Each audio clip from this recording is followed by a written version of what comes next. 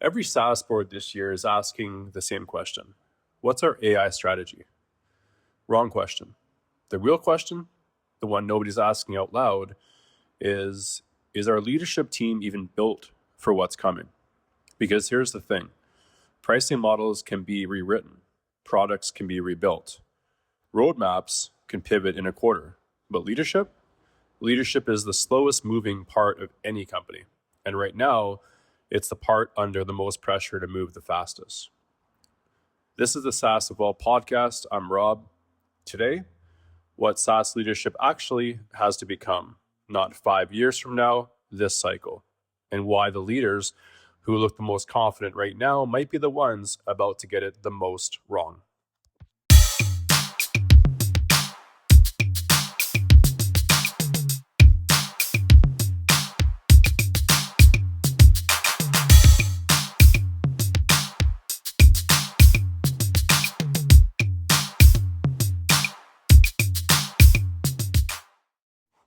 So let's start by naming the playbook, because most SaaS leaders today were built by it.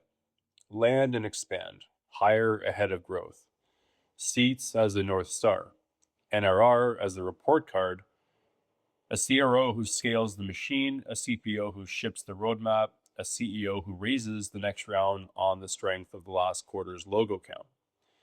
That playbook worked. It built the entire industry we're talking about. But it was optimized for a world with one very quiet assumption baked into it. Software gets more valuable the more humans touch it. More seats, more usage, more expansion revenue. That assumption just broke. Agents don't buy seats. They don't log in every morning and justify a renewal. A workflow that used to require 12 people with 12 logins may now run on one person supervising an agent, or nobody supervising anything at all. The per seat model isn't declining because of a pricing trend. It's declining because the underlying unit of value, a human doing a task inside your software, is disappearing. And here's what makes this a leadership problem, not a pricing problem. The executives who are best at running the old playbook are almost by definition the ones most invested in not seeing this.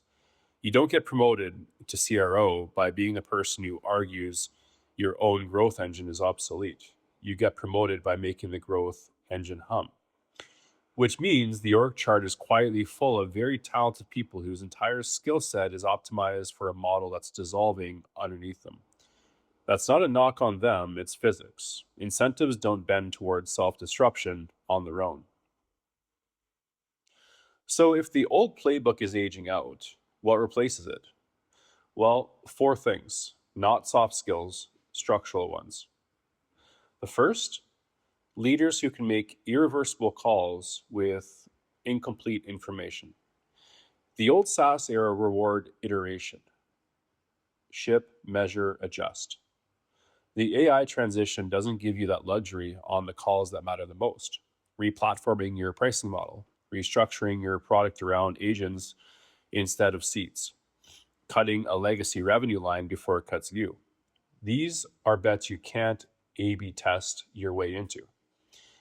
You commit or you get outrun by someone who did.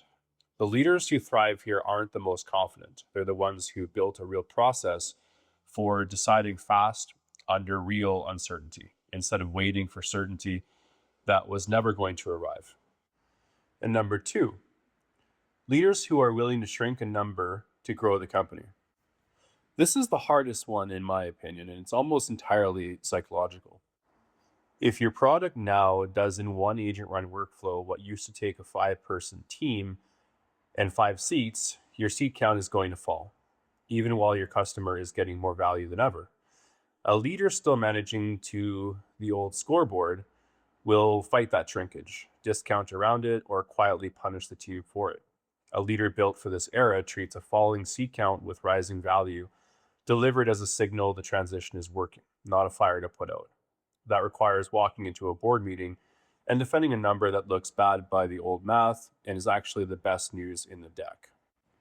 Number three, leaders who push decision making down, not up. When agents start doing the work, the org that wins isn't the one with the most layers of approval. It's the one where humans closest to the signal can act on it immediately. That means RevOps, CS, and product leads need real authority, not just real workload. The command and control structure that made sense when information moves slowly now becomes the bottleneck. The leadership skill isn't holding on to more decisions, it's knowing which ones to let go of and building the judgment in a layer below you to catch them. And last but not least, number four, leaders who treat the transition as a live intelligence problem, not a one time strategy exercise. The old model, hire McKinsey, get a deck, execute for 18 months, revisit next year. That cadence assumes the landscape holds still. It doesn't right now. A pricing model that's right in Q1 can be wrong by Q3 because a competitor's agent native offering just reset the category's expectations. The leaders who survive this aren't the ones with the best static plan. They're the ones who've built a standing habit of ingesting what's actually happening in the market this month, not what a report card said last year. Notice what these four things have in common.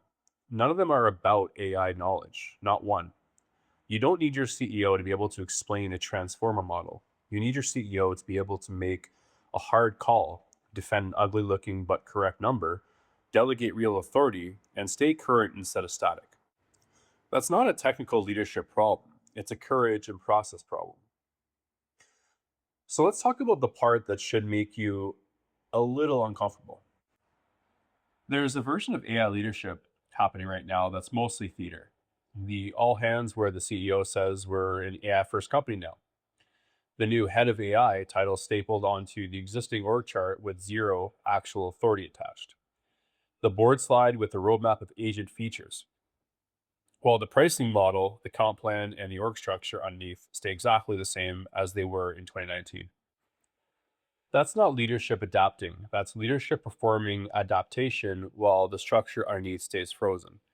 And it's arguably more dangerous than doing nothing because it buys the board's patience and the team's belief without buying any actual change. The company looks like it's transitioning, it isn't.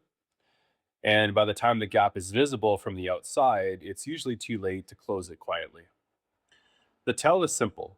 Has anything that was hard to change actually changed? Has the comp plan been rebuilt around outcomes instead of seats? Has the legacy revenue line actually been cut, not just deprioritized in a slide? Has a decision that used to take three approvals started taking one? If the answer is no across the board, the AI strategy is a marketing exercise, not a leadership shift, no matter how many agent demos are in the deck. So here's the honest version of the question every board should actually be asking instead of what's our AI strategy? They should be asking, is our leadership team structurally capable of making the calls this transition requires? Or did we just build a team that's extremely good at running a game that's ending? That's not a comfortable question. Most leadership teams weren't built to answer it about themselves. That's usually why it takes an outside read to see clearly, which, not coincidentally, is exactly the conversation happening inside the SaaS forum right now. And if you're not familiar with the SaaS forum, it's something that here at SaaS Evolved, we are creating as a bit of a community outside of our Patreon. Obviously, you do have to be a member of our Patreon community in order to get access to the SaaS forum. It is something that we are building to shift the conversation from me monologuing here on the podcast, which I do hope is helpful, to being more of a peer-led community. So watch for that coming out. We are building, like I said, a community here at SaaS Evolved, and that will be under the SaaS forum. So watch for that in the next few months as we are kind of going through a soft launch at this point, but hope to open it up to the larger community a bit later. So if you're a founder or exec turning this over, sit with the four traits, not as a checklist, but as a mirror. Which one is genuinely missing on your team right now? I'd like to read this in the comments. Please do let me know. Let's start the conversation. And if there's anything else that you think, if you're kind of going through this transition now, if there's anything that I missed, this is a relatively short episode. I wanted to get this out. I didn't want it to fester into a 20, 30-minute chat. But if you're kind of going through this as a founder or exec or even as an operator, and you said, oh, you've left something out, please let me know in the comments. Let the community kind of start that discussion. Um, but with that, that's the episode that I wanted to get out today. Obviously, leadership is going to be something that I will talk about a lot more in the future. It's not just about tech on this channel. I think leadership is probably going to be around 75% of the transition for a lot of companies, just in terms of the leadership making the decision in general. I think we talked about that earlier in the episode, but just making the decision in general and carrying it out. The tech is really the easy part when it comes to making a transition. It's the strategy and just the willingness to execute. I think is going to separate the first movers from the ones that are lagging. But in any case, again, this is the SaaS Evolve podcast. If this one landed, if you found value in it at all, definitely hit the like button, subscribe to the channel, head over to LinkedIn. We have a channel or a page over there as well. It's going to be, a lot of it is going to be kind of more short form, playbooks and things like that. But it's worth it to give us a follow if you are on LinkedIn. And again, it's the Patreon is going to be coming up in a few months, I would say, in the SaaS forum. But definitely keep an eye on that. Just make sure you subscribe to the channel here and on LinkedIn, and we'll let you know when the broader community is kind of up and ready to go for the larger audience. But with that, I will thank you for your time listening to this episode, and we'll see you in the next one.